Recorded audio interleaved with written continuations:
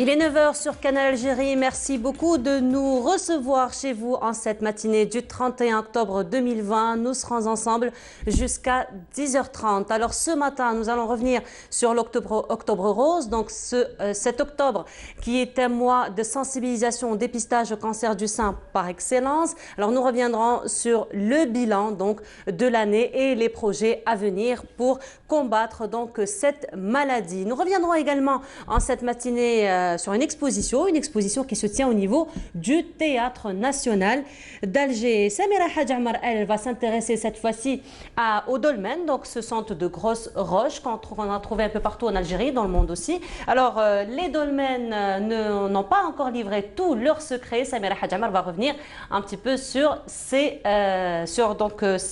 vestiges et ce patrimoine donc préhistorique. Et nous terminerons l'émission donc avec l'instant Dib, puisque cette année nous célébrons le centenaire de la naissance de Mohamed Dib. Ce sera en compagnie de Yazid Ait Mahiddin. Aujourd'hui, le 31 octobre, vous le savez, la communauté algérienne va donc voter pour l'adoption ou non donc de la Constitution, et nous aurons donc avec nous plusieurs donc correspondants qui nous parleront, qui vont nous transmettre un petit peu l'ambiance de ce référendum. Voilà un petit peu pour cette matinée, mais avant cela, les nouvelles du ciel en compagnie de Mina Abed.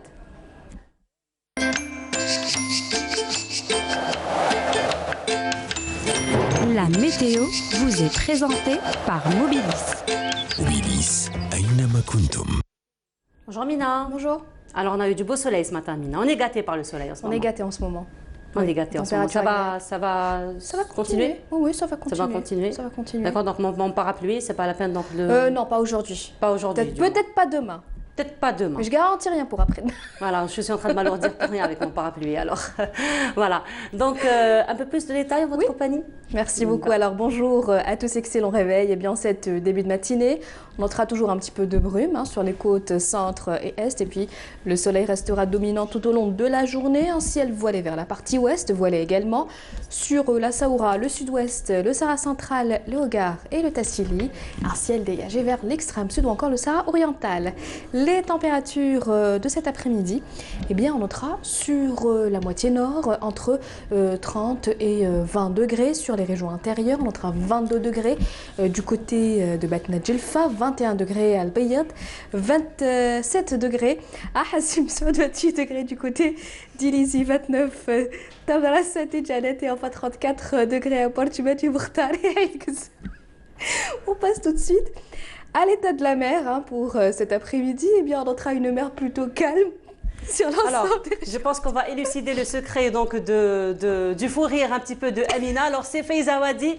Vous savez, c'est les aléas du direct. Donc, Faiza Wadi qui essaye de me donner un petit copiage, on va dire. Donc un petit mot, voilà, donc vous savez, c'est les aléas directs. Nous avons eu quand même des informations qu'on va vous transmettre dans un petit moment. Exactement. Voilà, et ça se fait dans une ambiance très pathétique, très rigolote. Voilà, ça va mieux. Ça va mieux. Allez, voilà, on continue. Alors pour l'état de la mer pour aujourd'hui, une mer plutôt calme sur l'ensemble des régions côtières, à l'ouest, au centre et à l'est du pays, avec des vents entre 10 et 20 km/h à l'ouest et à l'est du pays, entre 20 et 30 km/h sur la partie centre. On passe tout de suite à l'Amérique du Nord. Et bien pour aujourd'hui, eh bien on aura un ciel plutôt couvert avec des pluies à Miami, Mexico, Dallas ou encore Washington, un ciel dégagé. À Montréal et New York, côté Mercure, on aura 11 degrés à Vancouver, 29 à Dallas, 29 également à Miami, 11 à Washington, 9 à New York et enfin 5 degrés à Montréal. Excellente matinée et à très bientôt.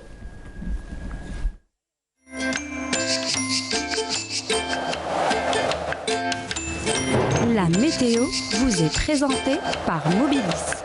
Mobilis, Aynama Kuntum. On est vraiment désolé de t'avoir perturbé, Mina, de bon matin.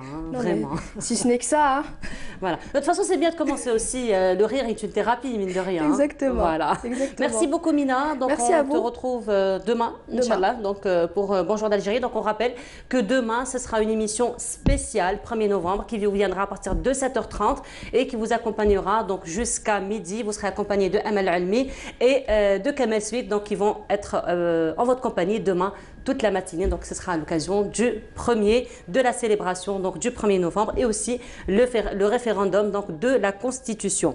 Voilà, merci beaucoup Mina, bonne journée à vous. Merci. Voilà, alors comme je vous le disais en début d'émission, aujourd'hui c'est le 31 octobre, donc c'est aujourd'hui que la communauté algérienne à l'étranger va voter. Les préparatifs ont commencé déjà à partir d'hier en présence donc, du ministre des Affaires étrangères Sabri Bokadoum, mais aussi de l'ambassadeur d'Algérie en France, Antar Boudaoud, et ça va être donc un reportage de Afaf Belhouchet qui revient sur ces préparatifs. Je vous laisse découvrir ce reportage. C'est à travers Internet et sur les sites de l'ensemble de nos représentations diplomatiques que le ministre des Affaires étrangères s'est adressé à la communauté nationale partout dans le monde, l'invitant à prendre part au référendum du 1er novembre, et ce, dans un contexte planétaire particulier. Je suis conscient des difficultés actuelles dans de nombreux pays en lien avec l'épidémie mondiale du Covid. Mais toutes les mesures sanitaires ont été prises pour que vous puissiez faire votre choix en toute sécurité. Voter pour le projet de constitution qui vous a été soumis est avant tout un choix citoyen. En vous exprimant, vous témoignerez de l'ancrage de chaque citoyen, où qu'il se trouve, non seulement à la mère patrie, mais aussi au modèle nouveau que ce projet crée et aux immenses possibilités qu'il offre à l'ensemble des citoyens dans cette Algérie nouvelle dans laquelle vous-même, vous serez une partie active.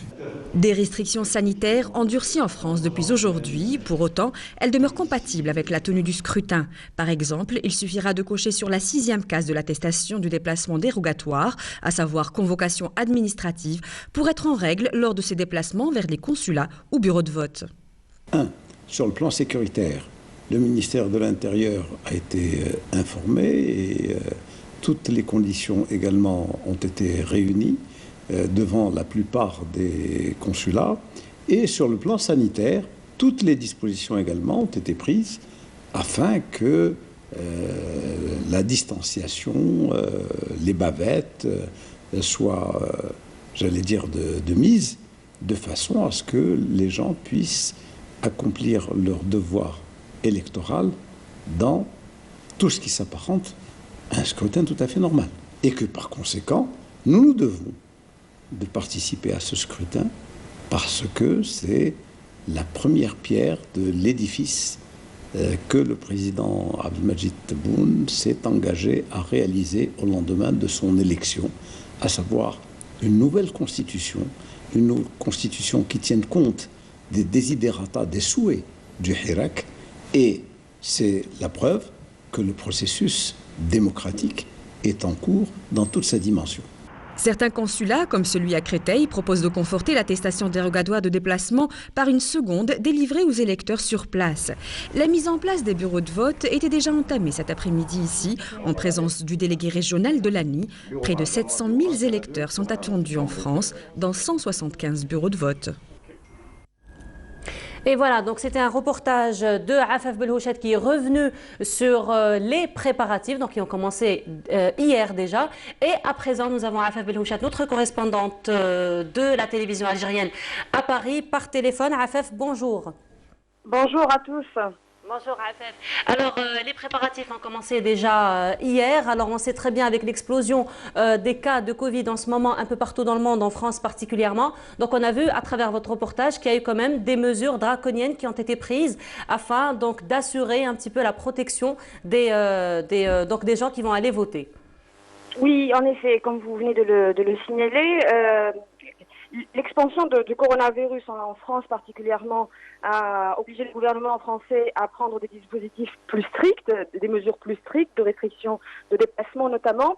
Et c'est une question qui a pu être réglée puisque dans le document dérogatoire de déplacement, une case a été consacrée à ce qu'on appelle une convocation administrative, partant du principe que la convocation du corps électoral est une convocation administrative, donc c'est une case valable pour les autorités éventuellement en cas de contrôle lors de ce déplacement.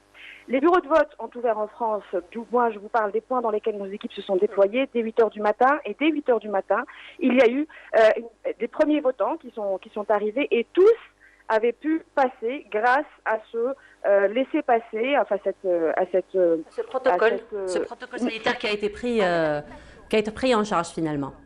Je parle plutôt de l'attestation, c'est-à-dire l'attestation que chacun en France doit télécharger du site du gouvernement, du ministère de l'Intérieur français. Et donc, cette attestation permet aux gens de se déplacer pour aller voter sans aucun problème, sans risquer d'être sujet à des amendes. Ça, c'est la première. La deuxième partie est évidemment la partie sanitaire.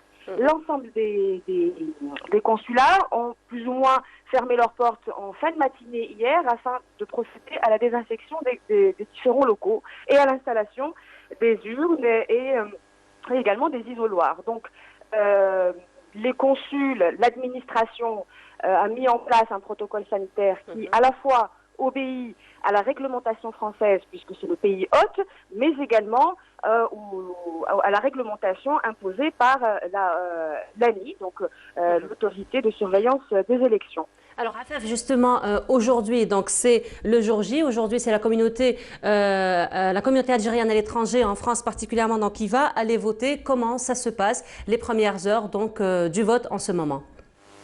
Eh bien, écoutez, des échos qu'on a eu un peu partout, là où nos équipes se sont déployées, pour le moment, c'est assez fluide. Les gens commencent à arriver dès l'ouverture, en fait, des portes des différents bureaux de vote. Certains consulats ont préféré centraliser les bureaux de vote, d'autres ont misé plutôt sur les bureaux délocalisés, avec un contrôle très strict encore une fois, et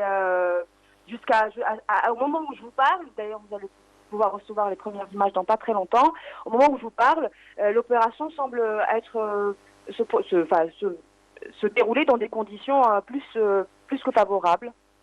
Très bien. Voilà. Merci beaucoup, Afef. Donc, on vous retrouvera certainement durant la journée pour avoir un peu plus donc, de détails ainsi que les images que vous allez envoyer dans peu de temps. Merci beaucoup, Afef, et on vous souhaite une bonne journée.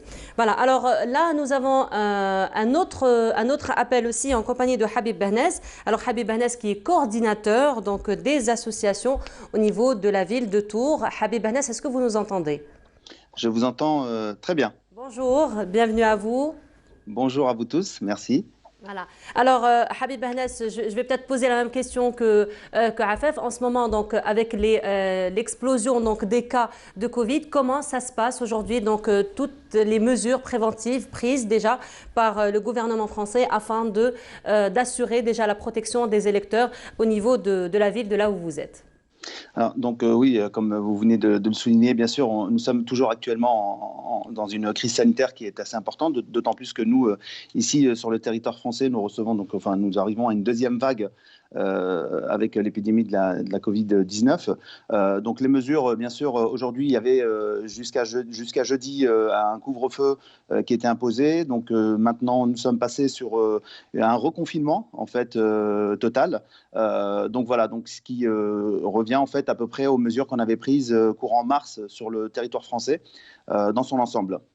Cela dit, il y a quand même certaines dérogations qui sont mises en place justement pour faciliter le déplacement des personnes, pour faciliter aussi la continuité économique dans le pays, etc. etc. Donc actuellement, nous sommes toujours, dans une possibilité de nous déplacer, comme l'a dit à juste titre tout à l'heure la journaliste juste avant moi, par les dérogations, notamment celles qui participent à des missions d'intérêt général sur demande de l'autorité administrative. Donc voilà, donc par ce biais-là, les personnes peuvent éventuellement se déplacer en cas de contrôle, bien sûr, pouvoir avoir la possibilité de ne pas avoir d'amende en fait. Voilà. Alors, Habib Behnez, il faut dire, on vous a suivi un petit peu sur les réseaux sociaux. On a vu que vous étiez en pleine campagne d'information déjà par rapport à ce référendum, déjà par rapport aux articles, par rapport à informer un petit peu la communauté algérienne en France, à Tours particulièrement, donc de ce référendum. Alors, comment ça s'est passé pour vous, la préparation donc, du jour J qui est aujourd'hui ? Alors, donc, je tiens dans un premier temps, bien sûr, à remercier très, très chaleureusement tout le tissu associatif dans la région Centre-Val de Loire, puisqu'ils se sont beaucoup mobilisés afin de mener campagne et, entre guillemets, d'appeler les citoyens algériens et franco-algériens qui ont la binationalité, d'être sensibilisés notamment à ce projet de constitution dans leur ensemble. Donc, il y a eu beaucoup d'ateliers de mis en place. de réflexion. Bien sûr, nous avons mis à disposition le projet de la Constitution qui a été mis sous cette forme-là en matérialisé et bien sûr en dématérialisé sur des tablettes, puisqu'on s'est déplacé certaines personnes pour leur expliquer un petit peu à quoi l'intérêt général de comprendre ce qu'est cette nouvelle Constitution, enfin ce projet de Constitution, et d'informer au maximum, notamment les jeunes, sur le projet de la Constitution. Donc effectivement, nous avons eu une grande mobilité dans leur ensemble, beaucoup de questions, beaucoup d'interrogations bien sûr, mais cela dit, ça a quand même porté ses fruits et on en est très ravis, puisqu'aujourd'hui il y a une vraie dynamique qui s'est installée ici sur la région centre, et je dirais même au-delà, puisque je suis aussi en contact avec beaucoup d'amis sur l'échelle du pays, et on sent vraiment une envie des jeunes de vraiment participer, notamment cette date symbolique qui est le 1er novembre, qui a été bien sûr historiquement le déclenchement de la révolution algérienne, et beaucoup de jeunes comprennent très bien que la paix, en 1962, quand nous avons eu donc l'indépendance, que le combat ne s'arrête pas en fait, puisque dans cette mondialisation, aujourd'hui on comprend très bien que l'Algérie a toute sa place aussi, et qu'elle a besoin évidemment des Algériens qui sont en son sein, donc dans le pays, mais au-delà du pays, c'est-à-dire de la diaspora, notamment en France, aux États-Unis, en Allemagne et un peu partout dans le monde, puisque nous faisons tous partie, j'allais dire, de la mère patrie. Voilà. Effectivement. Alors Habib Bahnes, aujourd'hui, il faut dire que c'est le jour J, donc c'est aujourd'hui que la communauté algérienne à l'étranger, en France particulièrement, va voter. Donc, donc comment se passent les premières heures du référendum? Alors nous avions une autre difficulté, puisque vous savez, nous sommes dans une autre région. Donc bien sûr, les déplacements d'une région à une autre région ont été aussi un petit peu compliqués. On ne savait pas s'il y avait le droit, pas le droit. Donc on a pu trouver des solutions. Donc ce qu'on a fait, c'est pour justement respecter les règles sanitaires pour ceux qui souhaitaient se déplacer. Nous n'avons pas opté pour des grands déplacements avec des grands bus, etc. parce que ça confinait trop de monde, 30, 40 ou 50 personnes dans un monde. Donc on a éparpillé en fait, entre guillemets, les déplacements des personnes via des véhicules beaucoup plus petits, de 9 places, etc., avec des distanciations, avec des gels, avec les masques, etc., dans le respect, bien sûr, des règles sanitaires. Très bien. Merci beaucoup, Habib Bahnes, d'avoir répondu à nos questions ce matin. Je rappelle donc que vous êtes le coordinateur des associations, donc, et vous êtes à Tours. Merci beaucoup à vous. Alors voilà, on continue donc le programme de cette matinée. Ça va être une chanson patriotique que nous allons vous proposer à présent. Vous le savez, demain, donc ça va être le 1er novembre, ça va être aussi la célébration donc de l'anniversaire du déclenchement de la révolution algérienne. Donc ça va être en compagnie de Yasmine Belkacem min ajlika aishna ya watani. Min ajlika aishna ya watani nafdi بالروح أراضينا قد كنا أمس عمالقة في الحرب نذل أعادينا وإن اليوم عمالقة في السلم حماة مبادينا من أجلك يا وطني أبطالا كنا لا نرضى غير الأمجاد تحيينا نزهو بالماضي في ثقة والحاضر يعلو ماضينا فجرنا الثورة من أزل سجل يا دهر معالينا والنصر الأكبر كان لنا مجدا من صنع أيادينا من أجلك يا وطني جيش التحرير وجبهته كان ضوءين بداجينا قال في البدء كرامتنا والشعب يسود هنا فينا خيرات الشعب نقسمها فينا بالعدل موازينا والدعم المطلق نبذله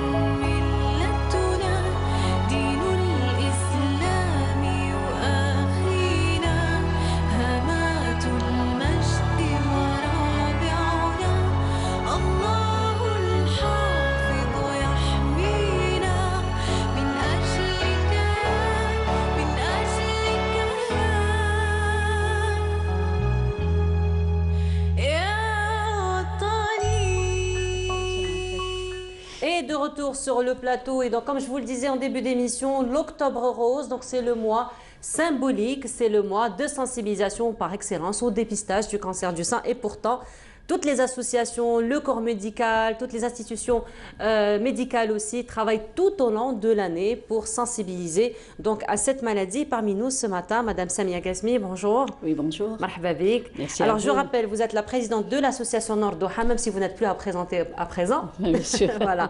Alors Madame Ghazmi, on vous a reçu déjà en début du mois. Tout à fait. Donc on avait évoqué un petit peu vos projets, votre programme. Et donc alors on sait que vous êtes une association, comme je le disais, qui travaille tout au long de l'année. Vous n'attendez jamais rien que le mois d'octobre, mais le mois d'octobre reste quand même un mois symbolique. Alors, donc, lorsqu'on vous a reçu, vous étiez sur des projets donc, de déplacement, de sensibilisation. Le Sud. Aujourd'hui, donc on est à la fin du mois. Ouais. Quel est un petit peu votre bilan? Qu'est-ce que vous avez fait pendant tout ce mois? Très bien. Bon, la fin du mois, mais nous, on continue toujours jusqu'à la fin de l'année. Ah, ça va être un premier bilan, on va dire. Merci. Bien, alors je dis bonjour à toutes les femmes de l'Algérie, Octobre Rose, une fleur de ma part. Et bien sûr, je remercie Canal Algérie qui sont toujours fidèles à Nord Doha. Donc voilà ce qu'on a fait début de l'année. Et depuis notre rencontre, on a été au sud, invité à El Oued. Et El Oued, c'était une daïra à 80 km de la capitale d'El Oued. C'est Jama'a. Ben oui, on a fait le diagnostic précoce, le cancer du sein, et on a examiné presque 182 femmes. Quand même. Quand même. Et croyez-moi, dans les 182 femmes, on n'a trouvé que 2 personnes. C'est magnifique. C'est déjà un bilan très positif, voilà. On va dire. C'est 80, que 2 personnes. 2 sur 180... oui, voilà, 182. Sur 182, voilà, 2 sur 182. Et par ailleurs, bon, il y a eu des choses qui ne sont pas inquiétantes, mais seulement, c'est de les faire suivre et de faire des examens complémentaires. Et bien sûr qu'on aura les résultats par la suite. Voilà. Donc ces 180 femmes que vous avez rencontrées, Madame Ghazmi, c'était des femmes qui étaient ouvertes, donc, au dépistage. Elles étaient prêtes psychologiquement à se faire dépister. Tout à fait. Elles étaient là. Ce qu'il faut dire, Madame Ghazmi, quand même, il y avait... Oui. Quand on parle comme ça, je vais aller faire un bilan, je vais aller faire un dépistage, on a toujours cette peur au départ. Donc il y a eu quand même... Oui, mais nous, d'abord, avant de faire les examens cliniques, on a une rencontre, questions-réponses. Ben, elles étaient dans une grande salle. Elles n'étaient pas tellement nombreuses, peut-être il y avait une quarantaine, même plus. Et c'était des questions, il ne faut pas avoir peur, il faut venir demain nous voir. Et il y avait des médecins spécialistes du Centre Pierre-Marie Curie et qui sont membres de l'association, une dizaine. Et on a pu faire ce travail jusqu'au soir. Et le lendemain, il y avait toujours la continuation des examens cliniques, le diagnostic précoce. Ouais, ça vous a Seulement, on n'avait pas de mammographie, mais on a demandé bien sûr qu'elle fasse la plus jeune au-delà, le médecin décide de faire une écho mammaire, et celle qui est au-delà de 40 ans, bien sûr, une mammographie. Par la suite, avec toutes ces mammographies et ces lectures, ils vont atterrir à Nord Doha. D'accord. Et nos médecins, il y aura un suivi. Voilà. Et on donnera la réponse, Inch'Allah, fil khair. Inch'Allah. Ça vous a pris combien de temps, Madame Ghazmi? Vous êtes restée combien de temps? Ben, en tout et pour tout, 5 jours. 5 jours. Donc en 5 jours, vous avez pu examiner les 182 femmes? Oui, quand même. On pouvait les faire dans 2 jours et tout ça, mais il y avait beaucoup la femme qui voulait poser des questions. Voilà. C'est-à-dire avec chaque patiente, on a presque 15-20 minutes à les faire accepter, comprendre. Bien aussi, on a su qu'il y avait des femmes, des antécédents familiaux d'un cancer du sein. D'accord. Alors là, c'était une éducation pour toutes les femmes. C'était un après-midi. Et alors, questions-réponses avec les médecins et les patientes et les invités qui étaient présentes. Voilà. Donc on voit quand même que les femmes prennent conscience un petit peu de la situation. Par rapport à des années précédentes, donc la Nord Doha qui a été née, il y a une grande différence maintenant. Franchement, il y a une grande différence. Il y a une prise de conscience quand même. Oui, mais quand même, il y a des zones reculées, là où on a été... on ne les a pas reçues. Elles habitent loin, il faut qu'on se déplace chez eux, ou chez elles plutôt. Seulement, on n'a pas pu, c'est-à-dire, il y aura un programme prochainement. On a été reçu par M. Walid Eloued et le DSP, et bien sûr, Monsieur le directeur du l'EPH. On va programmer une autre journée pour aller dans des zones vraiment reculées de la capitale d'Eloued. Alors sinon, donc pour votre association, donc les 2 femmes que vous avez trouvées, donc ce sera à votre niveau qu'elles vont être prises en charge, donc elles vont venir à Alger. Mais on le fait depuis des années, bientôt 20 ans. Oui, c'est ce que vous faites d'ailleurs. Voilà. C'est un petit peu le bon la suivi, particularité de l'association. Essentiel. Très bien. Et ça va se faire à partir de quand, la prise en charge? La prise en charge, dès que les moyens sont bien prêts, on commence là avec un peu le Covid. Voilà, c'est pas quelque chose d'urgent. Très bien.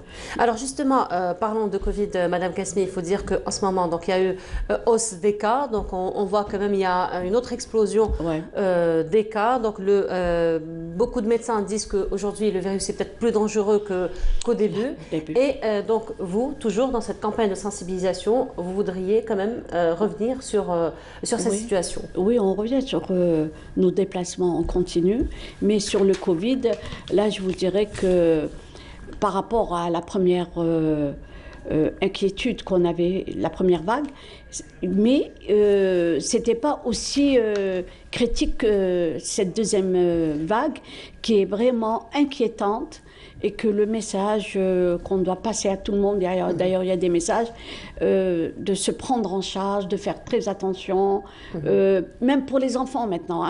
D'ailleurs, il paraît qu'en Europe, l'enfant, il porte la bavette au-delà de 6 ans. Oui. Alors là, nous aussi.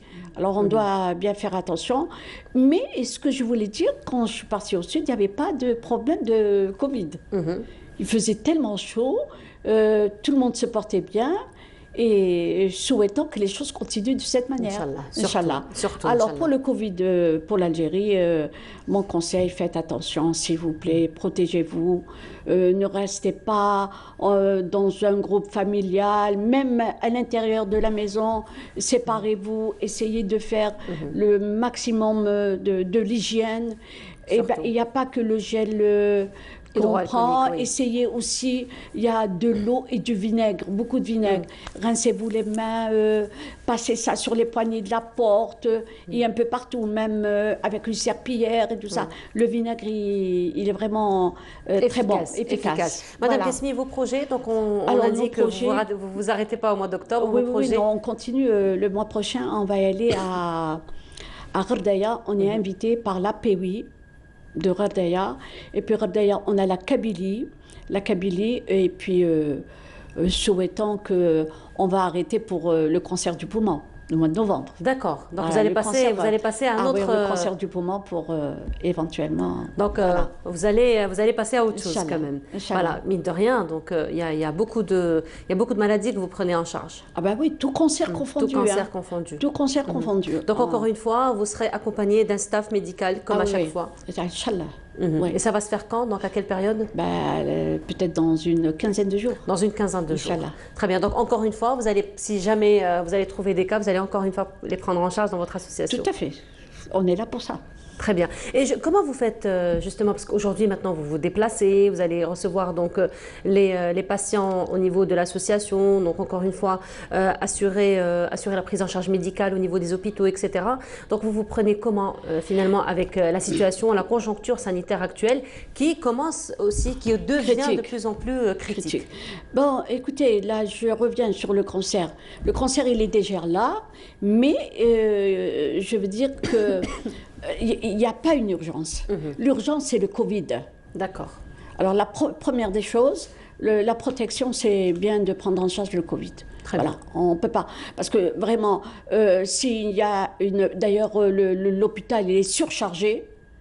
La plupart des cas urgents, on opère.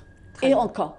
Mais là, si pour opérer quelqu'un qui peut attendre encore quelques jours ou des semaines, il est préférable de rester chez soi que de venir à l'hôpital. Voilà, pour se protéger. Effectivement. Voilà. Alors, on va aller sur un autre registre. Madame Ghasmi, vous savez, aujourd'hui, c'est le jour J, donc pour les électeurs, pour aller voter, donc pour pour ou contre, donc la Constitution, tout dépend.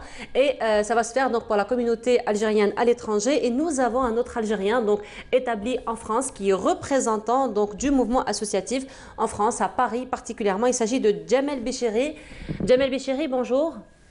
Bonjour. Bonjour, vous nous entendez, ça va?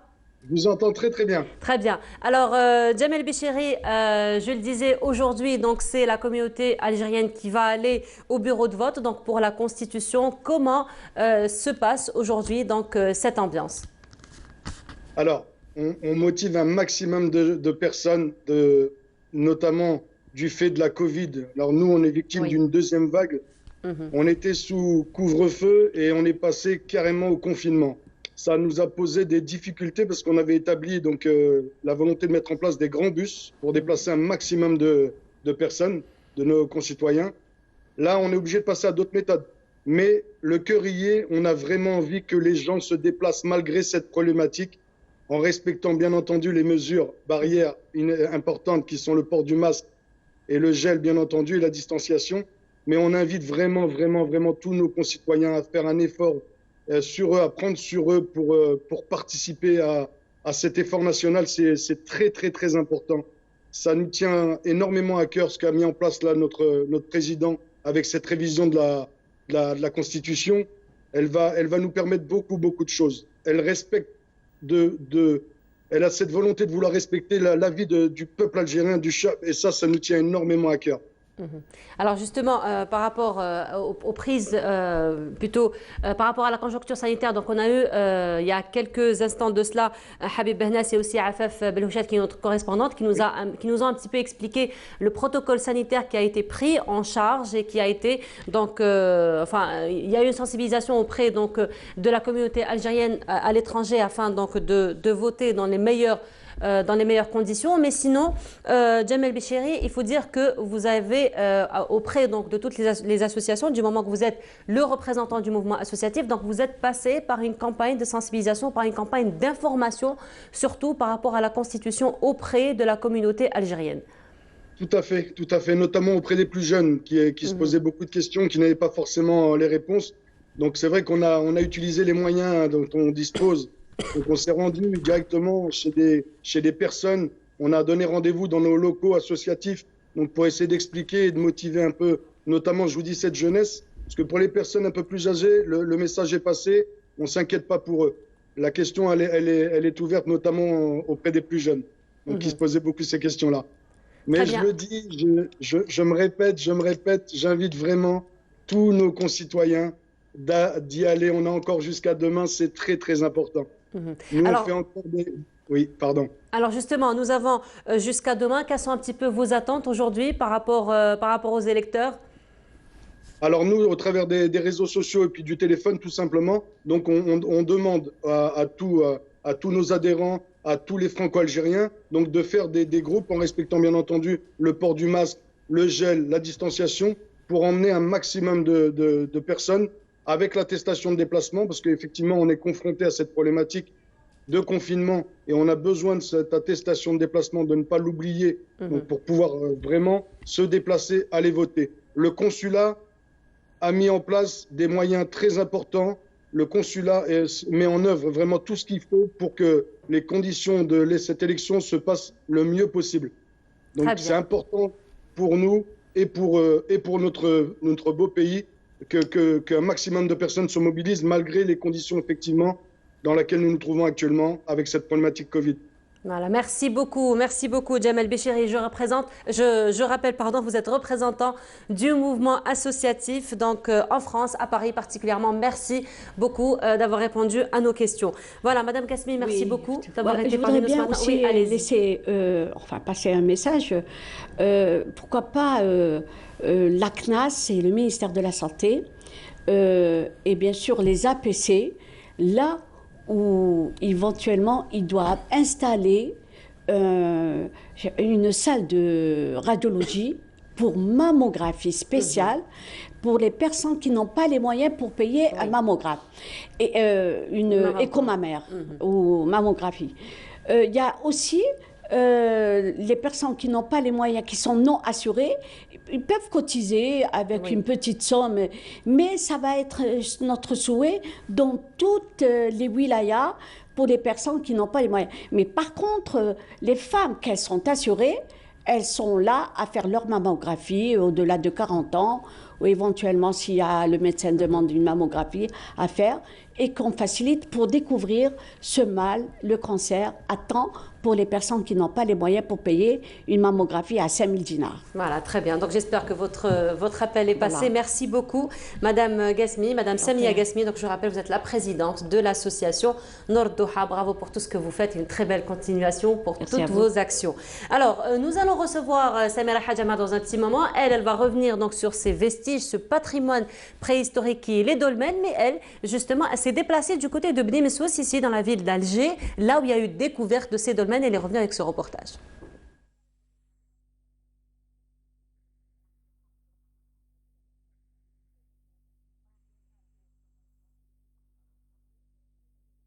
Il est des destins de femmes et d'hommes inscrits en lettres d'or et au sang dans l'histoire des nations. Il est des vies et des parcours qui marquent la mémoire des peuples jusqu'à la fin des temps. Et il y a Hassiba Ben Iles qui, très jeune, s'est révoltée à la face du français pour cracher sa soif de voir son pays libre et indépendant. Voici l'histoire d'une héroïne algérienne, une moudjahida qui a choisi l'Algérie d'abord et pour toujours.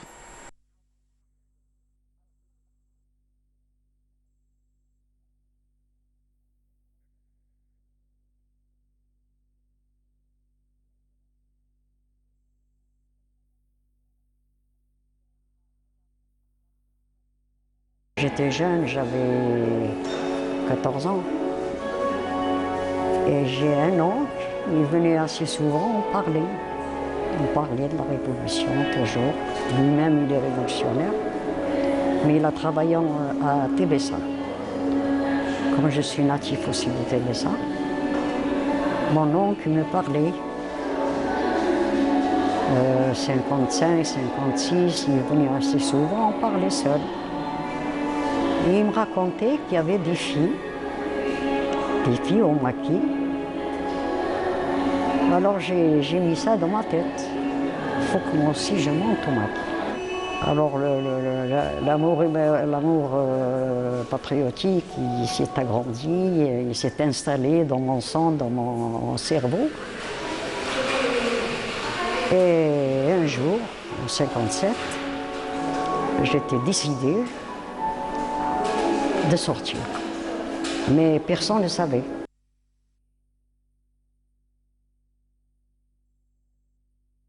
C'est à la frontière algéro-tunisienne que Hassiba Ben Iles fera sa formation d'infirmière et du maniement des armes avant de traverser la ligne Maurice. Alors, c'était un portrait d'une moudjahida à laquelle s'est intéressée Samira Hadjamar.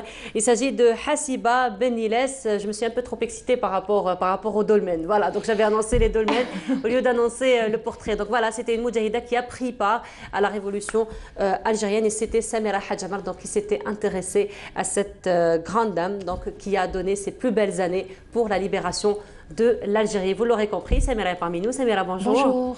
Ça va Samira? La baisse, alhamdoulilah. Vous avez fait une très belle rencontre. Hein. Oui, avec Hassiba Ben Iles qui, elle, a activé donc, à Tébessa, la frontière algéro-tunisienne. Donc c'est une dame qui, Allah Ibarak, et a été filmée dans le reportage de René Vautier, L'Algérie en flammes. Voilà, elle a participé en tant qu'infirmière, entre autres. Hein. Elle a fait, bien sûr, elle a eu la formation de, on va dire, militaire. Et je pense que c'était en 1957-58. Elle a participé donc à la révolution algérienne. Elle a traversé la ligne. C'était vraiment les années où il y a eu quand même une pression énorme sur tous ceux qui prenaient les armes contre la France à l'époque. Voilà, donc Hassiba Ben Iles est une force de la nature. Elle est toute petite, mais elle est tellement forte. Comment ça a commencé pour elle? Tout simplement, elle était toute petite à l'école, s'est reçue une gifle par son instituteur, parce qu'elle avait osé dire, au moment où tout le monde disait vive la France, elle a dit vive l'Algérie. Elle a été exclue de l'école, et pour elle, ça a commencé comme ça. Elle avait, je pense, 12 ans, et à 15 Très jeune, ans, quand même. oui, entre-temps, elle a perdu sa maman, elle a rejoint les maquis à partir de Tébessa. Elle y est allée, elle y est allée franco. Elle avait quel âge? 14-15 ans. 14-15 ans. Oui, elle s'est déguisée en garçon. Et donc de Sétif, elle est allée à Tébessa et ensuite elle a marché dans les maquis, elle cherchait les moudjahidines et c'est comme ça qu'elle a été prise. Voilà. Qu'est-ce que tu retiens de cette rencontre, Elle est magnifique. Elle est magnifique, ça donne beaucoup d'espoir, ça encourage, ça raconte l'histoire, notre histoire, ça raconte la guerre, ça raconte tout en fait. Voilà. Voilà, très bien. Oui. Nous aurons certainement l'occasion de revoir ce beau portrait donc, que tu lui as fait à Hassiba Ben Yeles, voilà, qui est une grande dame donc, qui a marqué l'histoire de la révolution algérienne et de l'Algérie. Voilà, effectivement. Alors, Samira, on va rester quand même sur l'histoire, mais on va aller beaucoup plus loin donc, dans les années. Un peu plus que l'histoire. Un peu plus que l'histoire. On va aller dans la proto-histoire. Exactement. C'est entre la préhistoire et la proto... Effectivement. Entre la préhistoire et l'histoire. Et un peu la préhistoire. C'est pas encore très défini. C'est pas défini, effectivement. Voilà. Donc là, tu t'es intéressé à un objet, on va dire. Oui. Un gros objet un peu assez voilà. important, qui n'a pas livré tous ses secrets d'ailleurs. Il s'agit des dolmens. Oui, alors c'est pas une découverte, mais c'est une découverte pour les Algérois qui ne savent pas que ça existe. Voilà. Alors comment ça s'est passé? Pendant des années, j'allais au musée du Bardo et il y avait des pierres comme ça superposées et je me suis toujours demandé ce que c'était. Bon, il y a une petite inscription, mais qui s'attarde sur les petites inscriptions qui sont très utiles aussi, puisqu'il y a un code QCR où on peut mettre son téléphone et comprendre de quoi il s'agit. Ce sont des dolmens. Donc des dolmens qui, ce sont, on va dire, des objets du mégalithique. Voilà. Et qui sont entreposés là-bas. Donc je m'y suis intéressée. Pourquoi? Parce que j'ai posé la question à plusieurs personnes. Est-ce que tu sais? J'avais pris des photos et je demandais est-ce que tu sais ce que c'est? Est-ce que personne ne savait ce que c'était? Et tout le monde était très intrigué de savoir qu'on avait des dolmens. Nous, les dolmens, on les connaît comment? On les connaît par Astérix. Oui. Donc Astérix et Obélix, on voit, ils portent des menhirs, ils vivent dans des dolmens. Et donc, j'ai cherché à savoir, j'ai posé des questions, j'ai rencontré des gens qu'on va voir après dans le reportage, donc, dont Farid Iril Hariz, qui est chercheur et archéologue au CNRPH, ancien directeur du Centre national d'archéologie, et du docteur Sahed Tariq, qui est lui à l'université de Blimsous, au département archéologie. Je m'y suis intéressée et j'ai découvert que toutes ces choses font que Alger... que le site de Blimsous, pardon, ils sont à Guilloville. Alors pourquoi Guilloville? C'est maintenant on l'appelle Ain Benyen.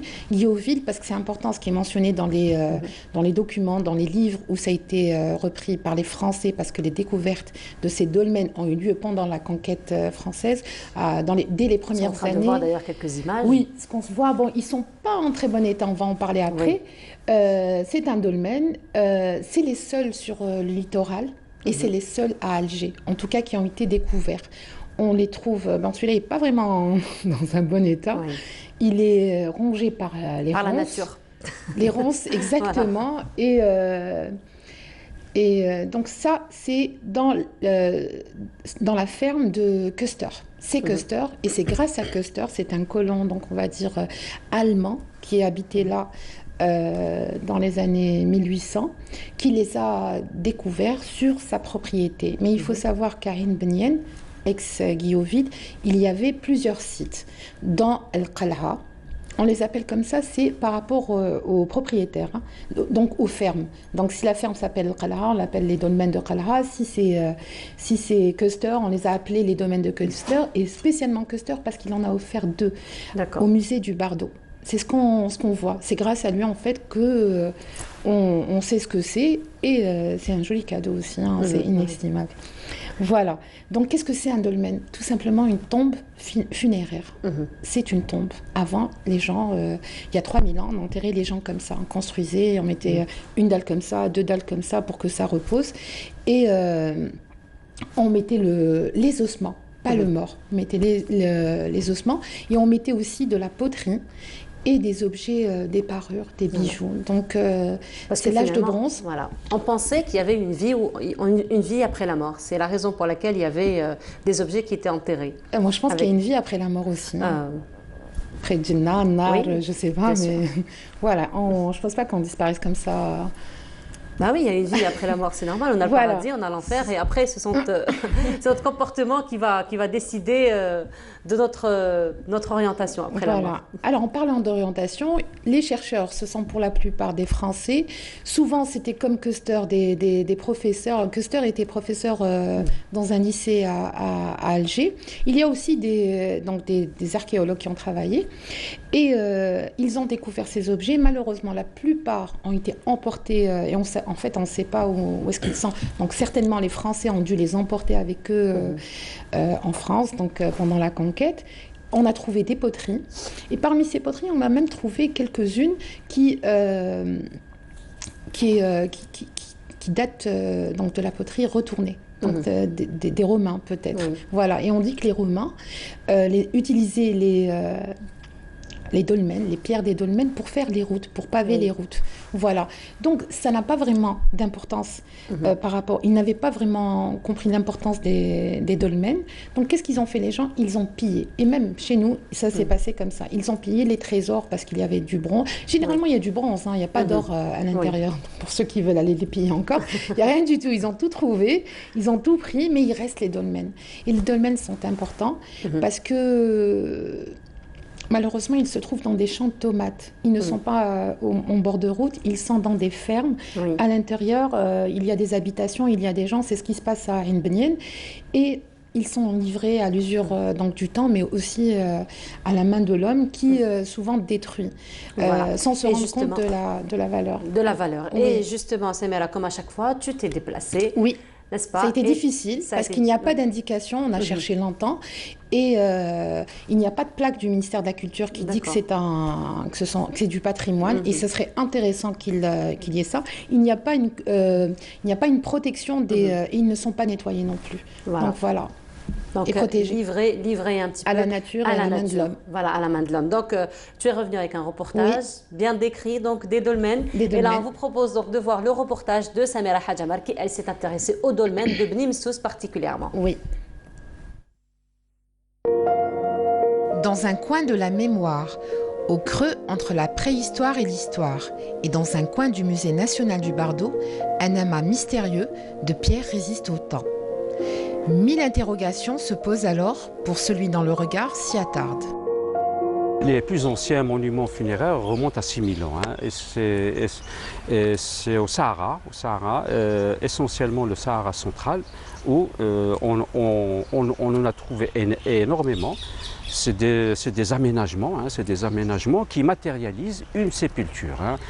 Parce qu'auparavant, quand l'homme préhistorique enterrait ses morts, il recouvrait le sol de sédiments, mais on n'a aucune indication au sol qui peut nous dire qu'il y a une sépulture. Donc, la première fois qu'on a matérialisé des sépultures, des enterrements, c'est avec des tumulus. Les plus anciens, c'est des tumulus simples, c'est un amas de pierres qui forment un petit dôme, mais il y a aussi des formes plus complexes, des formes architecturales particulières, parce que ça, c'est les premières formes d'architecture funéraire. C'est 3000 ans avant les pyramides, qui sont un petit peu un stade d'évolution dans le temps. Des dolmens datés de 3000 ans nous projettent dans la protohistoire. Très peu de choses ont été dites et peu de photos ont été prises de ces monuments funéraires nichés souvent dans des champs. Les monuments mégalithiques, donc on a le dolmen, les dolmens. Il y a des milliers de dolmens, surtout à l'est du pays, mais on en trouve également à l'ouest et au centre. Au centre, c'est surtout ces dolmens qu'on a au Bardo, par exemple, des spécimens qu'on a au Bardo. Donc c'est deux grandes dalles plantées de champs avec une dalle qui couvre le monument. À Bni Messous, c'est une nécropole qui s'étale sur les berges de deux oueds, l'oued Terfa ou oued Bni Messous. Donc on a deux nécropoles de part et d'autre de l'oued. Direction le plateau de Guilloville. Là où tout a commencé, là aussi, où un propriétaire terrien et professeur au lycée d'Alger, du nom de Köster, a découvert en 1884 une partie de la nécropole de Bni Messous. La nécropole de Bni Messous, elle est considérée comme la seule nécropole au niveau du littoral. D'abord, il faut savoir que les dolmens, en Algérie, ils ont été les plus fouillés. Hein. Pourquoi? Tout simplement parce que pendant la colonisation, sur les militaires, quand on a commencé à coloniser l'Algérie, tout au long du parcours des routes, ils ont trouvé des dolmens. Donc la curiosité a attiré beaucoup de chercheurs, donc à la recherche des trésors, bien entendu.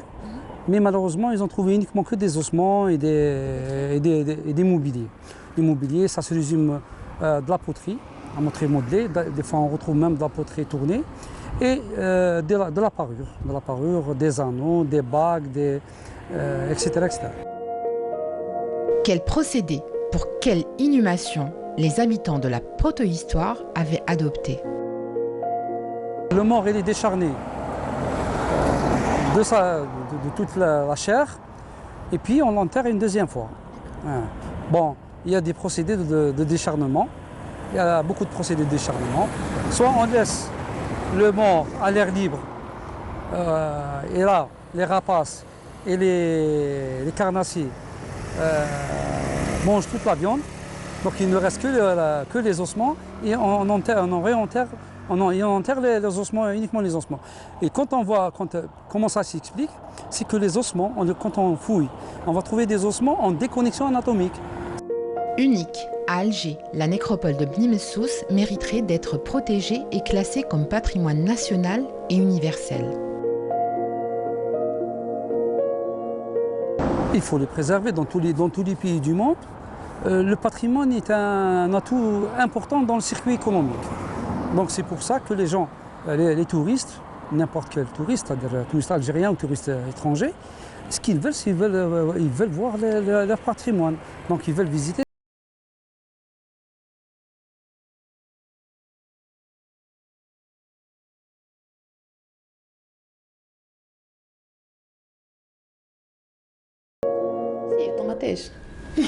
Ah d'accord. Bon. Je me posais la question, je me disais, ce sont des champs abandonnés. Samira me dit non. Donc il y a la tomate qui est plantée finalement. Exact. Alors au milieu, c'est à peu près, ils ont dû trouver entre 250 300, comme ça c'est des fouilles qui ont été faites à partir 250 300 dolmens. Oui, dolmens. Oui, répartis, c'est sur. Avant ça s'appelait Oued Tarfa, mais c'est Oued Bni Messous, c'est ce qui est transcrit dans les. Et pour ne pas confondre avec Dararia, parce qu'à Dararia aussi il y a Oued Tarfa, c'est pas le même. C'est Oued Bni Messous qui vient à partir de, ils appelaient ça la Bouzaria, de Bouzaria qui descend jusqu'à Ain Bnienne et qui va plus loin en fait. Voilà. Donc là c'était un petit tour que vous avez fait du côté de Bni Messous et du côté aussi de Ain Bnienne. C'est toute la région. Oui, c'est lié. C'est sur donc les versants du Ravin et du Oued Bni Messous. Tout autour, sur les deux versants, on trouvait des dolmens. À Tstawali, il y en avait, mais il n'y en a plus. Il n'y a qu'une photo qui existe, elle est sur Internet. Ils ont retrouvé, mais ils l'ont retrouvé sous terre. Donc, même le sol, il est argileux. Donc, on est près de la mer, hein, il ne faut pas oublier. C'est à 20 km d'Alger, mais c'est tout près de la Madrague de Ain Bnienne. En bas, c'est la Madrague, quoi. Voilà. Il y en a à Ruknia. Donc, Ruknia, c'est à Guelma. Il y en a à peu près, il y a des milliers à Ruknia. Il y en avait, il y a aussi à Bounouara, à Constantine. Ceux de Bounouara ont été détruits malheureusement. Les gens ne savent pas ce que c'est. C'est des pierres, donc au mahjar. Ils peuvent détruire sans se rendre compte. Surtout avec les constructions, parce que ce sont quand même des pierres qu'on peut utiliser pour les constructions. Et puis, quand on voit les dolmens, c'est vrai que ça... Pardon ? Ils les prennent à la maison, ils les mettent en décoration à la maison. En décoration, voilà. Les gosses s'assoient dessus. Moi, quand je suis arrivée là-bas, j'ai trouvé des enfants assis dessus. Il y a des tags dessus, il y a des gobelets de café, il y a des détritus à l'intérieur. Donc moi, je le demande à chaque fois, et c'est tout à fait normal, c'est que ça soit protégé, qu'il y ait une plaque qui indique que c'est un patrimoine, on va dire, universel, puisqu'il concerne la proto-histoire. Et tout le monde, les étudiants des universités, les élèves des écoles, pourraient venir voir ce que c'est. Et ça pourrait être, encore une fois, comme l'a dit le professeur Sahed, être un lieu touristique, culturel pour Alger. C'est tout près d'Alger et c'est le seul qu'il y a à Alger. Toi, tu les as vus à Ombouaré. Je pense que tu as fait un reportage là-dessus. Effectivement, c'était vers les années 2005-2006. Voilà. Effectivement, c'était à Ombouaré. Et justement, pour revenir ce que tu disais tout à l'heure, donc les enfants s'asseyaient dessus, moi, c'est ce qui m'avait attiré d'ailleurs. Parce que moi, je ne connaissais pas les dolmens auparavant, même si je lisais beaucoup Astérix, mais je n'avais pas fait le rapport. C'est vrai que quand on est sur une bande dessinée, on est devant la réalité, généralement, on ne sait pas. Et je me suis posé la question, j'ai posé la question aux gens qui étaient avec moi, après, on m'avait expliqué que c'était quelque chose qui datait de la préhistoire, mais on ne sait pas ce que c'est. De la proto-histoire, voilà. Un peu de l'histoire. Voilà. Avant, c'est ce qu'on m'avait dit, et c'était là où je m'étais intéressée, et j'avais fait le reportage, effectivement. Oui, alors il faut savoir que, par exemple, à Locnia, il y a des milliers, on a estimé ça à 3000 dolmens. En France, juste dans le pays, il y en a à peu près 4000. Donc nous, juste à Locnia, il y en a 3000. Alors il faut imaginer ceux qui n'ont pas été découverts, ceux qui n'ont pas été... Alors, Beni Msous, malheureusement, ils disent que toutes les fouilles ont été effectuées, mais pas tout n'a pas été encore découvert. À Beni Msous, puisqu'il n'y a pas eu d'études, il n'y a pas eu de fouilles, il n'y a pas eu de... Et malheureusement, juste en face, enfin malheureusement ou heureusement pour les gens, il y a des cités ADL pas très loin, et ce serait dommage qu'on continue à construire des immeubles, même si c'est important aussi d'avoir des habitations, sur un site comme ça, ou du moins peut-être qu'il faudrait les enlever, les mettre quelque part en lieu sûr. Il faut une campagne de sensibilisation, d'information aussi pour la protection donc de ces vestiges. De ces vestiges plus anciens que la préhistoire. Plus anciens que l'histoire et la préhistoire. Non, dans la proto-histoire, entre la préhistoire et l'histoire. Et l'histoire. Donc plus anciens que l'histoire, mine de rien. Oui. Moi j'insiste pour qu'il y ait une plaque, que les gens sachent que ça existe. Voilà. Merci beaucoup, Samira, pour ce beau voyage. Préhistorique, historique, proto-historique. Voilà. Merci beaucoup. Alors, Samira, tu sais très bien qu'aujourd'hui, c'est le jour J pour la communauté algérienne à l'étranger qui va donc voter. Et nous avons les premières images donc, qui nous sont parvenues de la ville de Lille, en France. Donc, on rappelle que les mesures préventives donc, par rapport à l'explosion donc, des cas de Covid-19 sont prises et sont draconiennes donc, pour assurer la sécurité donc, des votants.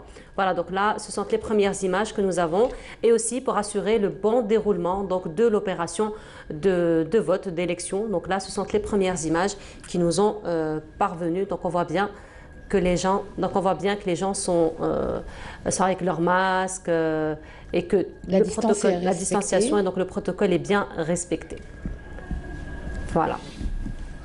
Donc on rappelle, ce sont les premières images qui nous ont parvenues de la ville de Lille, donc en France, voilà, pour le référendum. Voilà, donc nous aurons certainement durant l'émission, durant toute la journée, d'autres images donc, qui nous parviendront d'un peu partout, donc de là où il y a la communauté algérienne qui va voter aujourd'hui. Samira, merci beaucoup. Merci à toi, Nour. Voilà, merci. Alors ce sera un autre voyage la semaine prochaine encore. Inchallah. Notre belle découverte. Découverte, je ne sais pas, mais certainement. Patrimoine sûr. De toute façon, on ne fait que des découvertes avec toi. Il faut aller le visiter. Merci. Voilà, merci beaucoup Samira. Alors tu as eu la chance, on a vu tout à l'heure, de rencontrer l'une de ces femmes qui ont marqué un petit peu l'histoire de la révolution algérienne. Faria Alhamdi a eu aussi cette chance puisqu'elle a rencontré aussi d'autres dames qui ont participé, d'autres femmes qui ont participé donc à la guerre de libération, d'autres femmes qui ont donné leurs plus belles années, qui ont donné leur jeunesse pour la libération du pays, donc de l'Algérie. Elle les a rencontrées dans ce portrait que je vous propose de découvrir.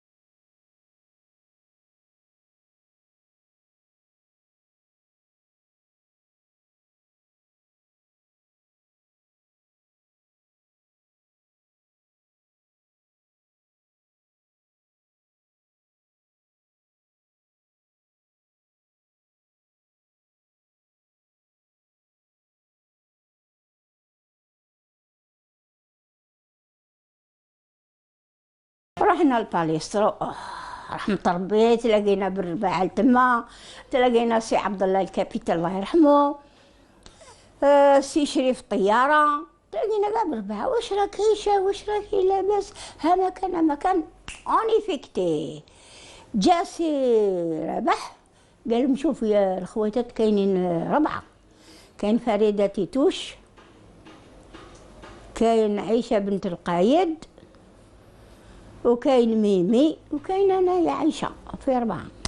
كيش وفاء قالوا بوك نوثقوهم للخارج يروحوا سقية سيدي يوسف. كان تما الشيف تاعنا واسمو النايف الله يذكره بالخير ولا الله يرحمه مانيش عارف. هيا جيتوا لولاية كاغط؟ قلت له جينا. دزنا على ولاية 3، على ولاية 2، لا ولاية 1، سي لا ميغ ولاية، سي لا ولاية 4. سي دي زام ماتوا كاع ضربوا ديجان 16 عام، قتل البوليس وطلع 14 عام كيف في زولي هنا في الرافيغو، في زولي ود الاخرى نقولوا له حنا ود الاخرى. Certaines furent poseuses de bombes ou prirent le maquis afin de prendre les armes auprès des moudjahidines. Rania Marwen, dite Nassera, et son amie Aïcha Sami, deux moudjahidettes qui ont beaucoup donné pour que vive l'Algérie libre et indépendante. طلعت قبالة الماكينة، أنا خدمت في لاجون اوتونوم في الجزائر، وكانوا ديجا داو بابا وخاوتي ديسبارو الله يرحمهم الشهداء، قتلوهم كاملة. ومن بعد أنا جي كملت الخدمة مع السعدي، مع يدبي حد الشريف رامي الله يرحمه، ونيتي توت جروب تاع الخاوة تاع التيروريست. انفا كملت خدمتها كي تعرفوا واش يخدموا المجاهدات لي زون دي بومبات دي سلاح، روحي حوسي لي غوفيج راهم تبيعوا مشاكل في البلاصه راح نحوس غوفيج واحد اخر. هكذا حتى نهار تبيعت تسمى نقصر لكم شويه. نهار تقول شخصيت انا والسعدي في نهار واحد، السعدي يصير كلاواه من الجهه اليمين وانا نصير كلاوني من في الانفصام. هما داخلين العسكر من الباب وانا دخلت لدانا قلت لهم ردوا بالكم العسكر راهم جايين، هما كانوا موصلوا قريب وصلوا. حليت الباب وخرجت، قال لي وين بيت ميغوان غانيه؟ قلت له بيت دوزيام ايطاج، والعباد اللي بيعون بياعين لي بلو جاو من السطح يعيطوا لها يما خالتي فاطمه وين راهي غانيه؟ قالت لهم يما دوك كانت هنا خرجت. يما ديك الدخله تاع بني حليمه ما ننساهاش. انا دخلت نشوف عبد القادر بن نور، مختار وليد حومتي كان كوميسار هنا عندكم في الحراش مختار، شفتهم غنيه ما تخافيش هما باسمي حقاني باسكو ولاد حومتي مازال ما تسميتش نصيره. انا غير ما تخافيش نروح عند عبد القادر بن نور نعنقو قلت له يماك اللي بعتتني، يماك اللي طلعتني خالتي مسعوده، ما تخافيش هاكي معانا عينوز وربايع كامله تاع. دخلت لي القربي وليت هذاك النهار تسمى جنديه راني طلعت خلاص. انا وصلت لبني حليمه بنت ليله واحده غير من داك طلعت لي عندهم القابوب والزبربه، وليت ساعه راني معاهم كي يطلعوا في الكومبا راني معاهم، رانا نداوي ورانا نرفدوا في المجارح. هذا علي انا اللي غمضت له عينيه ونحيت له كانت عنده لابيان نحيتها رميتها لجندي واحد اخر وهكذاك. هو عسكري طاح انا نعلي معاهم ما نتحرواش نعلي الجنود منا باش ندير لي تيني واحد هكذا صغير ولا تيني تاعو جاتني هايله.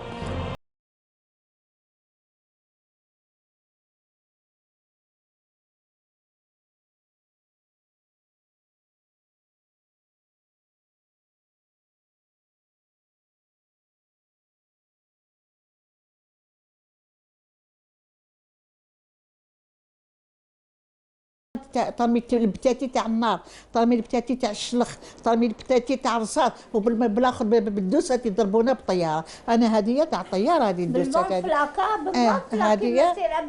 هذه بالدوسه برك دخلت لي على الفراغ هيك شتيها بتبان شويه وتاع هنا دخلت هنا تشوفيها تهربي. خرجت في البوت على كيطه واش ندير؟ رميت روحي تزلزحت من الفوق وهذا الابليس دوك الجنود حابطوا الدمومات وهنا في ديك الحجوره الحجر والشوك وانا خرجت لي البلاندي طريق الطوموبيل ما نعرفش طريق ما نعرفش درت هكذا ما كان بابا درت هكذا ما كان يما اللي تحن عليا طريق البلاندي قطعتها نتمشى هكذاك نكحز كانت واحد الخرشه تما قاعد برد فيا الدم خلاص. والطياره تبعني جاكوار وطرمي عليا لابود حمراء باش سينيالات الاخرين وين راني هما متبعيني الطيارات. قعدت تماتك ما قلت قريب نهار كامل وانا راني تماتك حتى بعد نسمع قالوا نو يقولوا اوميليا جاو ليا اوميليا صح. طلع عليا العسكري وطلع عليا واحد عربي قال لي اشكون ميمي ولا عيشه ولا نصيره؟ شو بليزي نقولوا نصيره. قلت له نصيره. يا خواتي تلقاوني ما دارليش هكذاك جبدني من الشعر وهادوما في الاخر هذاك يواسوا فيا وفخدي اللحمه طايحه منا واللحمه طايحه منا. جبدني حطوني في وسط الطريق. هذا ودي بيت على الحبس تاعي. حطوني في وسط الطريق انا عم بالي ما يديروا لي والو. يا ولادي شهدوا نهار نموت تفكروني. والله والله والله هاد الباب ما تدخلهمش 3 فيهم دي باراشيتيست. واحد من والاخر من بالكتبيه تاع النور سكنتاني تاع النور. كيما نعيط يا بابا نسمع الجبل يا بابا يا يما العزيزه نسمع الجبل يا يما.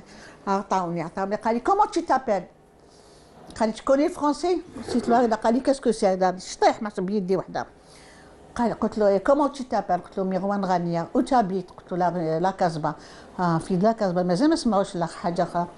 قال لي او 33 ريفليسا كان اسكو تيا؟ قلت له 14 15 فرنسي. انا كنت سي فري كنت ما نعرفش نحكي فرنسي صح بوشيا والو. بعد قال لي بون اتون لا ريفليسا 33 ريفليسا مروان غانيه جيت نصيره وجات الكوبتر هضر مع هذيك الكوبتر راح ضرب الدوره وجات. قالوا سيتين غوشيرشي دالجي سيتين في دو فلاغا لا مير فلاغا لو بير فلاغا خاوتها كامله فلاغا. À peine 14 ans, Nacera rejoint le maquis pour les besoins de la révolution du fait de l'importance qu'elle revêtait à ses yeux.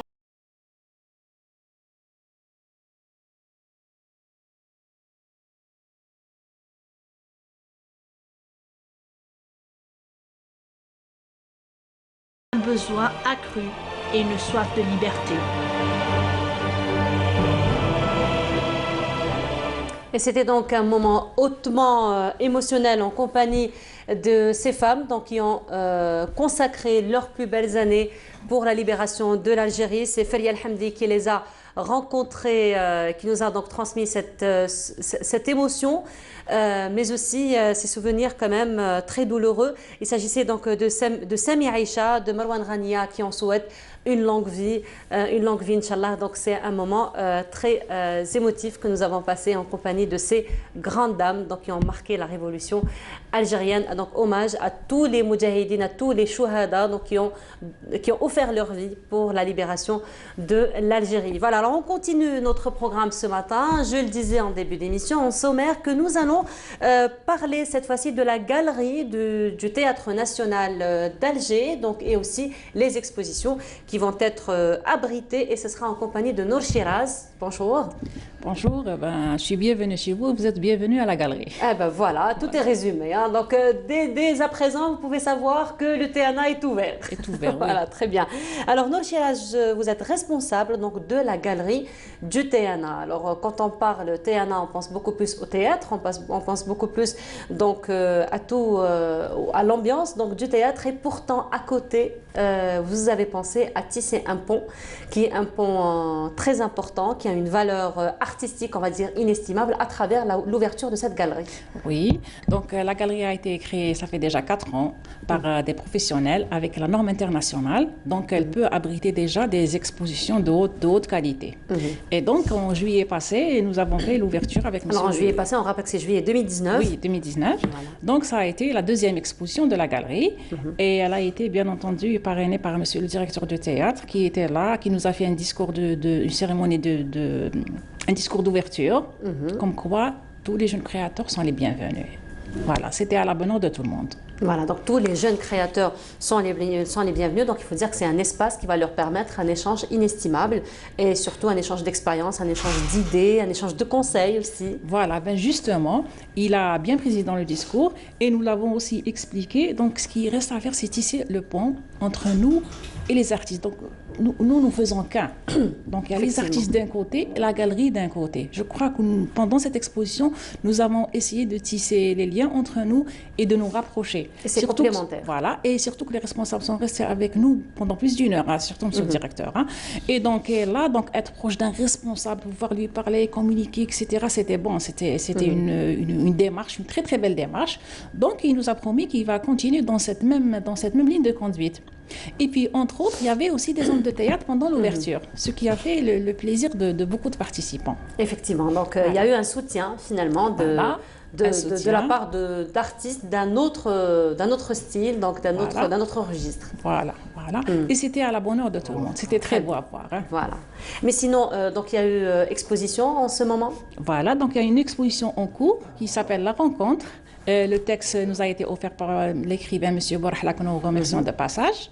Et la rencontre, c'est un petit peu pour rassembler tout le monde, c'est le Mlemma, parce qu'après une longue séparation, là nous allons nous rencontrer. C'est vrai qu'il y aura un peu trop de monde, mais c'est pas grave, le Mlemma, c'est toujours comme ça, d'accord. Un peu trop de monde, mais tout en respectant donc les mesures barrières, distanciation, bavette, le gel. Et bien sûr, là nous allons nous en parler pour la date, parce que beaucoup de personnes ils ont insisté un petit peu pour avoir la date, et nous les informons que l'administration prendra les mesures nécessaires à partir du 20 novembre. Très bien. Donc c'est l'administration qui décidera, afin que personne ne soit en danger, afin que les mesures sanitaires soient les meilleures qu'elles soient, donc que ce soit avec bavette ou avec présence ou avec des groupes, donc ils vont organiser tout ça, afin que tout se déroule de la meilleure manière qu'il faut. Très bien, voilà. Donc oui. Voilà, donc à partir du 20, ils vont avoir des informations. Mais pour rassurer les artistes plasticiens, parce qu'ils sont inscrits, ça fait très longtemps,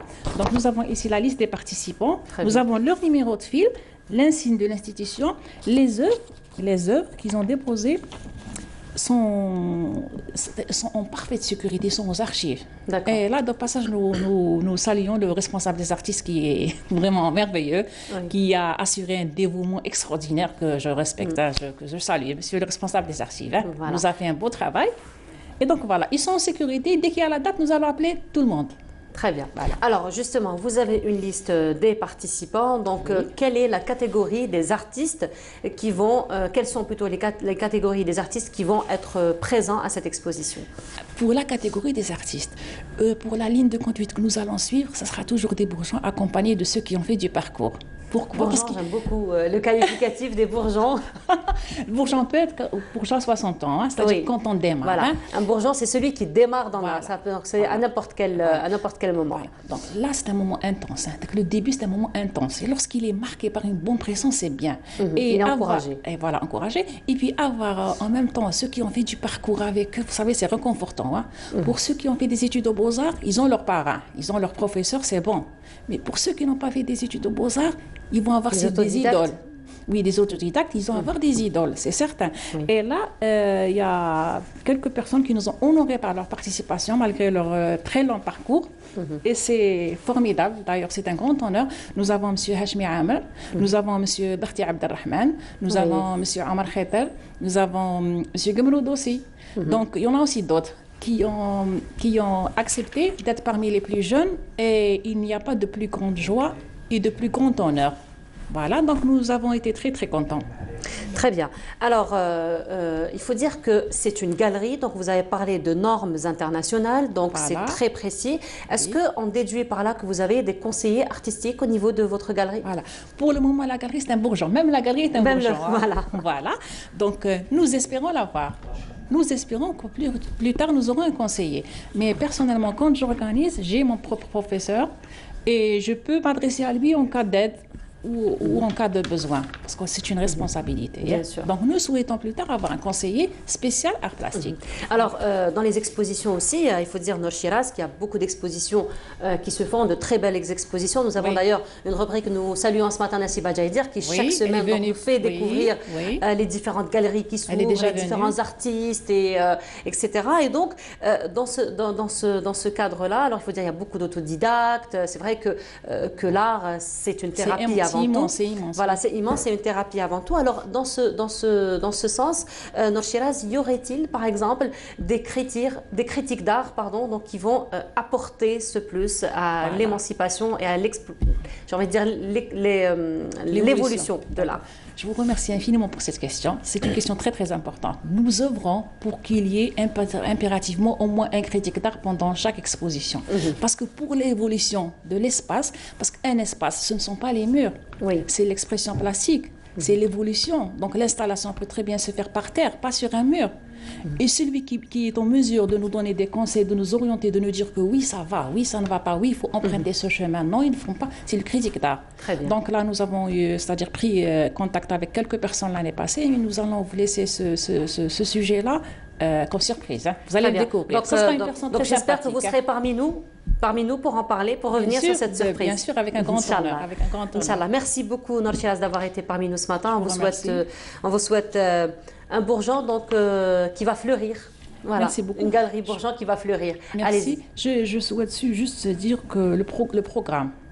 Alors pour le moment, nous avons eu beaucoup d'offres de photographes. D'accord. Beaucoup de photographes qui veulent. Alors sachez, les plasticiens, là où vous êtes, et dans n'importe quelle discipline, qu'il faut vous adresser au théâtre. Vous avez la direction nationale du théâtre, la direction artistique, vous avez objet, exposition. Vous adressez votre courrier, ou alors vous envoyez un mail, ou vous venez, vous allez être programmé. Donc nous sommes là pas pour vous imposer un titre, nous sommes là pour vous servir. Venez, il faut venir avec vos projets.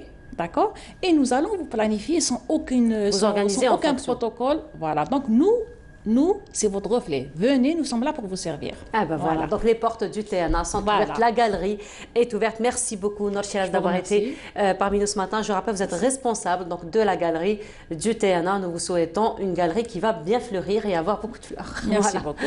Merci beaucoup. Alors, on continue, on va se retrouver dans un petit moment pour la dernière station de cette matinée en compagnie de Yazid Aït Meheddine. Lui, donc, dans sa rubrique L'Instant dit. Mais avant cela, je vous propose un portrait. Donc, ça va être un portrait d'un jeune journaliste qui lui travaille pour la chaîne Ma'rifa. Vous savez, c'est la 7e chaîne donc du groupe de la télévision algérienne, et c'est un sujet, c'est un portrait donc qui s'intéresse à ce jeune qui trouve donc beaucoup de passion dans le journalisme au sein de la chaîne Ma'rifa. Le journaliste a pour mission de rechercher et vérifier l'information, de la rédiger, puis de la transmettre sur tout type de support. C'est donc, avant tout, un rédacteur. Yassine Hamdi, un jeune journaliste, il a à peine quelques mois dans ce métier. Nous l'avons rencontré au siège de cette nouvelle chaîne qui s'appelle Ma'rifa, le savoir.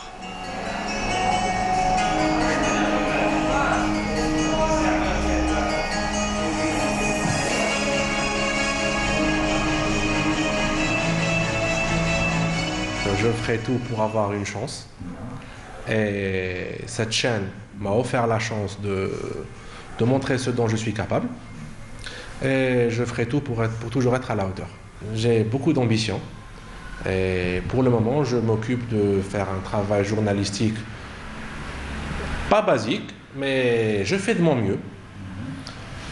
À titre d'exemple, je m'occupe de réaliser des portraits sur des personnalités algériennes, des gens qui ont marqué l'Algérie, que ce soit dans le domaine des sciences, dans le domaine littéraire, dans le domaine artistique et même dans le domaine journalistique. Les journalistes sont des reporters, se rendent sur le terrain pour trouver des sonores d'informations et enregistrer images et interviews. Voilà en quoi consiste vraiment le travail de Yassine Hamdi. Au sein de cette chaîne, cette magnifique chaîne, nous travaillons sur l'art, la science, la culture, la littérature, surtout. Et comme dirait Mohamed Dissiakhem, un peuple sans art, sans culture est un peuple mort. J'espère que nous sommes vivants. Yassine est un bon orateur, une qualité qu'il aidera dans sa future carrière de journaliste. C'est quelqu'un d'extrêmement intelligent, qui a une culture incroyable sur tous les domaines. Et on peut parler avec lui pendant des heures sur tout et n'importe quoi. Il a toujours son mot à dire pour le coup. Il a toujours le mot pour rire aussi. Et ce qui est bien, c'est que quand je suis arrivée ici, j'étais un peu toute seule, vu que je suis déjà la plus jeune et je suis nouvelle aussi. Il m'a directement mise à l'aise, il m'a directement expliqué comment ça marche, ce que je devais faire, ce que je devais éviter de faire aussi. Donc franchement, c'est un point fort pour cette chaîne. ياسين شوف كي دخل جديد هنا يعني كان من الناس اللي يرحبوا بينا يقول لك ها كيفاش الخدمه شغل الواحد كان يخدم في خدمه ومن بعد كي جاي يخدم هنايا شغل لقيناهم يقول لك فوالا ها كيفاش نعملوا كفريق كاين يعني جو اخوي كما قلت لك، كاين تلاحم، كاين تنسيق، متعاونين، واحد يوري لخوه. Ce jeune journaliste, en compagnie de ses nouveaux camarades, doivent se former à l'ensemble des techniques pour devenir journalistes et débuter leur carrière dans les meilleures conditions.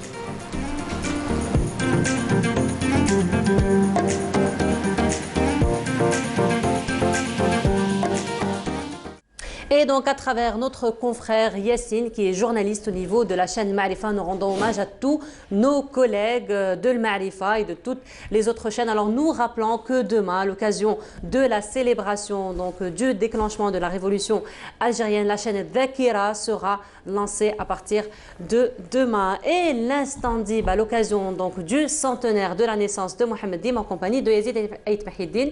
Bonjour Yazid. Bonjour. Comment ça va Yazid? Oui, ça va. Ça va. Ça va. Oui, ça se passe bien. Aujourd'hui, nous parlerons de la poésie. Et quelle poésie? Quelle poésie? La poésie de Mohamed Dib. Je rappelle que ça fait 2 ans. Oui. Voilà. Ça fait 2 ans, donc j'étais en ville. Je vadrouillais comme ça. Et je tombe sur ce recueil de poésie, Ombre gardienne de Mohamed Dib. Et j'ai pris un siège sur un banc public. Oui. Je commençais à lire et à lire et à lire. Et je suis tombé amoureux de la rythmique. Et tu avais même partagé cet instant avec nous, Yazid, à travers les réseaux sociaux. Tu avais pris photo et tu l'avais posté. Absolument, je suis venu pour ça. Oui. Et en fait, je voulais rappeler un peu ce coup de cœur pour la poésie et puis le rapport de Dib à la poésie, parce qu'au commencement, il y avait vraiment le verbe. Oui. Et Dib était avant tout un poète. Et il a commencé par un poème qui s'intitule Vega.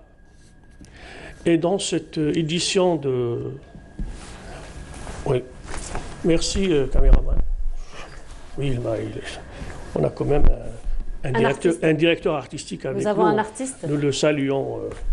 Qui veille sur l'image, oui, sur l'image de tous ceux qui passent sur le plateau. Merci beaucoup. Donc en fait, il a écrit ce poème. Enfin, dans ce poème, donc dans ce recueil de poésie, il y a un inédit, donc qui s'intitule Vega. C'était son premier poème et on le retrouve dans cette édition, donc les éditions Sindbad. Et c'était cet amour fou d'Elsa, non pas d'Elsa, parce que oui, il parle aussi d'Elsa et le fou d'Elsa, oui. Rappelons que ce recueil de poésie a été préfacé par une pointure, un monument de la culture et de la littérature française, Aragon. On peut voir juste un moment pour vous lire juste ce que Aragon a dit donc, par rapport à ce recueil. Oui, à l'ombre gardienne. Donc, l'ombre gardienne, donc, il est scindé sur 7 parties, 7 poésies. Ombre gardienne 1, 2 et 3. Après, nous avons éléments. Après, méridienne. Après, suite sans fin. Après, les phases de la nuit. Et puis, dans l'Inidia, Vega. Et le dernier, c'est chant pour Elsa. Et moi, j'ai retenu un passage qui a un rapport avec le 1er novembre, avec, ça s'appelle « Sur la terre errante ». Juste les micros, Yazid, par rapport au livre. Oui, il faut me dire tout, hein. Oui. Je suis vraiment turbulent. Voilà. On va dire que c'est le monde de la littérature qui t'emporte un petit peu... Oui. Lisons donc ce alors. Passage de Dib. Sur la terre errante. Quand la nuit se brise, je porte ma tiédeur sur les montées acérées et mes dévais à la vue du matin, comme celle qui s'est levée pour honorer la première eau. Étrange est mon pays, autant de souffles se libèrent, les oliviers s'agitent. Alentour et moi je chante, terre brûlée et noire, mère fraternelle. Ton enfant ne restera pas seul, avec le temps qui griffe le cœur, étend ma voix, qui file dans les arbres, et fait murmure les bœufs. Ce matin d'été est arrivé, Plus bas que le silence, je me sens comme enceinte, mère fraternelle. Les femmes dans leur hutte attendent son cri. Mère fraternelle, les femmes dans leur hutte attendent mon cri. Pourquoi me dit-on, pourquoi? Vas-tu visiter d'autres seuils comme une épouse répudiée? Pourquoi erres-tu avec ton cri, femme, quand les souffles de l'aube commencent à circuler sur les collines? Moi qui parle Algérie, peut-être ne suis-je que la plus banale de tes femmes, mais ma voix ne s'arrêtera pas, et les plaines et montagnes. Je descends de l'Aurès. Ouvrez vos portes, épouses fraternelles, donnez-moi de l'eau fraîche, du miel, du pain d'orge.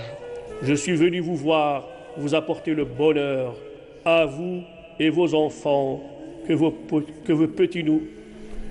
Je suis venu vous voir, vous apporter le bonheur, à vous et vos enfants.